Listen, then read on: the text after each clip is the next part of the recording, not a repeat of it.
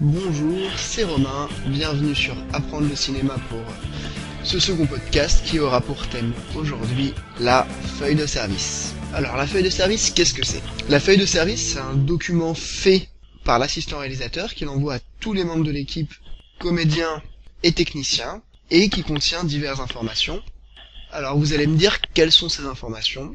On y trouve les horaires du début de tournage et de fin de tournage, les horaires du déjeuner, la liste des techniciens et des comédiens avec leur numéro de téléphone et leurs horaires d'arrivée, éventuellement les indications sur le trajet de transport, mais généralement ça c'est en pièce jointe avec le mail, la liste de tout ce qu'il faut ramener, que ce soit matériel, décor, costumes, et aussi le programme des séquences qu'on va tourner dans la journée.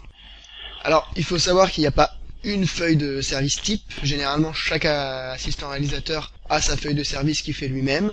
Donc, là, je vais vous montrer un exemple de feuille de service que j'ai fait moi-même, que j'ai essayé de rendre le plus complet possible.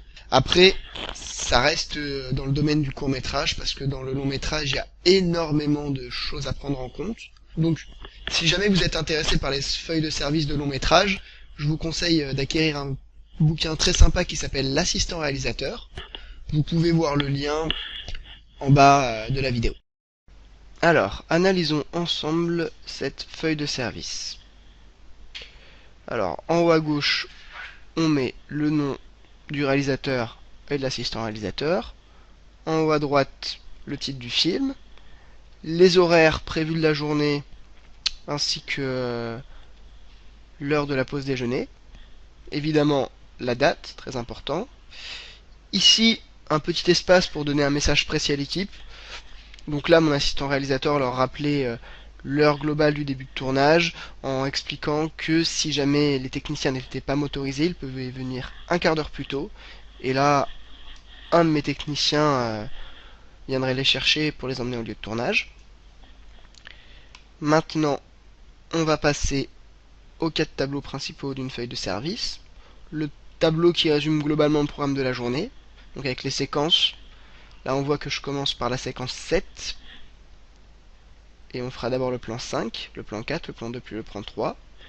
Cette séquence se tournera dans le bureau d'information jeunesse, et a priori, entre le PAT et la fin de la séquence, il y aura 3 heures, vu que la séquence durera de 10h à 13h. Ici le résumé de la séquence, donc Damien effectue sa colle avec Monsieur Tardot. Donc ce jour-là, on a tourné 3 séquences. Passons au deuxième tableau, qui est le tableau du matériel et de tout ce qu'il faut rapporter. Alors, d'abord les costumes. On avait 3 costumes à ramener. Le costume 3 de Damien, donc oui, Damien a plusieurs costumes vu que le film se déroule sur plusieurs jours, et là ça a été le costume 3. La responsable, c'est mon assistante réalisatrice. Ce costume doit être prêt à 9h, et on n'en aura plus besoin en fin de journée. En revanche, par exemple, le costume numéro 2, chemise blanc et pantalon beige, le responsable c'est Patrice Leroux, le comédien. Lui aussi doit être prévu pour 9h, sauf que sa scène se terminant à 13h, il peut reprendre son costume avec lui. Les accessoires. Donc là aussi, j'ai mis mon assistante réalisatrice responsable des accessoires. Et vous pouvez voir que pour l'un des accessoires, à savoir le ballon de basket, j'ai mis que le retour. Le soir, il ne faut pas oublier de rendre le ballon à Mathieu, vu qu'il nous l'avait gentiment prêté. Là, je n'ai rien mis, mais c'est un oubli. Normalement, j'aurais dû mettre l'heure d'arrivée pour l'accessoire livre. Ensuite, le matériel. Alors, le camion lumière, qui était le camion qui comprenait tous les accessoires lumière, sera amené par l'équipe régie. Ça dépend, parfois ça peut être l'équipe électro, c'est au bon vouloir de chacun. Donc, le travelling est également amené par l'équipe régie.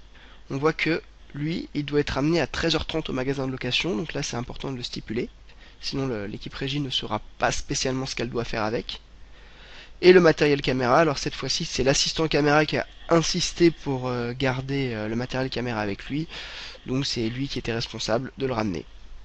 Quand je dis responsable sur ce tableau, c'est important de dire que responsable du bon arrivage et du bon retour du matériel. En revanche, responsable sur le tournage, non, c'est les chefs d'équipe. Ainsi, tous les trucs lumière, c'était les électros qui étaient responsables, le travelling c'était le machinot, etc. Ensuite, la fiche des comédiens. Alors, ce jour-là, on avait 3 comédiens, à savoir Thomas, Kemal et Patrice. Ici, on écrit leur rôle, leur téléphone, les séquences dans lesquelles ils sont censés jouer. Donc Damien était dans les 3 séquences et les 2 autres comédiens étaient dans une séquence chacun. Ainsi que à quelle heure ils doivent être sur place. Donc Kemal qui jouait Omar, lui ne venait que l'après-midi étant donné que on tournait sa séquence que l'après-midi. Ensuite, même tableau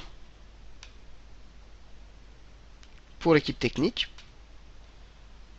avec le nom, le poste et à quelle heure ils doivent être sur place. Alors là, j'ai mis tout le monde sur place à la même heure, sauf la machino qui ne pouvait pas venir et donc venait plus tard.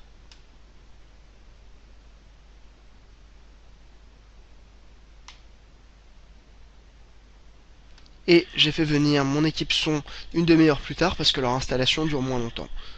C'était un parti pris, mais après chaque réalisateur ou producteur fait comme il veut. S'il veut avoir tous ses techniciens prêts, c'est son droit. Donc voilà pour ce qui est cette fiche de service. Je vais vous la mettre en téléchargement et vous pourrez l'étudier tranquillement. Après, tous ces tableaux ne sont pas obligatoires, hein, comme je vous dis, ça change en fonction de chaque réalisateur. Et cette feuille de service n'est pas forcément optimale pour le long métrage, mais je pense qu'elle est très bien pour le court métrage, et vous pouvez même la réduire en fonction de vos tournages. Là, comme j'ai essayé de faire un assez gros tournage, j'ai essayé vraiment de la rendre la plus professionnelle possible, mais vous n'êtes pas obligé de vous enquiquiner avec tous les tableaux. Voilà, donc bah, c'est la fin de ce podcast, et je vous dis à très bientôt sur Apprendre le cinéma. Allez, ciao.